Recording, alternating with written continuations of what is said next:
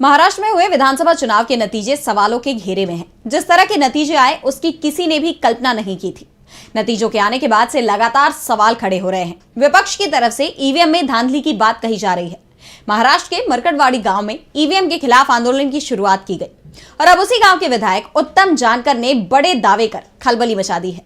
तो क्या दावा किया उन्होंने, जानने के लिए देखिए ये रिपोर्ट। महाराष्ट्र चुनाव के नतीजों को लेकर विपक्ष ने सरकार के खिलाफ पहले ही मोर्चा खोल रखा था और अब एनसीपी शरद चंद्र पवार के विधायक उत्तम जानकर ने इन नतीजों को लेकर बड़ा दावा किया है।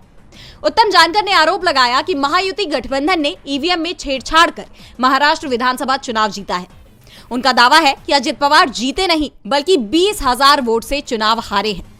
जानकर ने आगे कहा कि उन्होंने बारामती और माड़ विधानसभा सीट पर हर उम्मीदवार के वोट शेयर का सूक्ष्म अध्ययन किया है, जिसके बाद उन्हें समझ आया कि बारामती में 1 पर 3 की सेटिंग लगाई गई थी। अजित दादा को 1,80,000 वोट मिले हैं। इस लिहाज से योगेंद्र पवार के मिले 80,000 वोट प्लस 60,000 यानी 1,40,000 वोट है। अजित दादा के 1,80,000 वोट में से 60,000 वोट घटा दो तो उनके पास 1,20,000 वोट बचते हैं, यानी अजित पवार 20,000 वोट से चुनाव हारे हैं।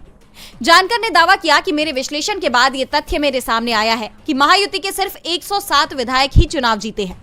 इनमें बीजेपी के 77, शिंदे गुट की शिवसेना के 18 और अजित पवार की एनसीपी के सिर्फ 12 विधायक ही चुनाव जीते हैं। इस हिसाब से हकीकत में चुनाव में महायुति को बहुमत मिला ही नहीं। जानकर ने चुनाव आयोग को चुनौती दी कि अगर वो मेरी विधानसभा सीट पर दोबारा बैलेट पेपर से चुनाव कराने को तैयार हो तो वह अपनी सीट से इस्तीफा देने को राजी है।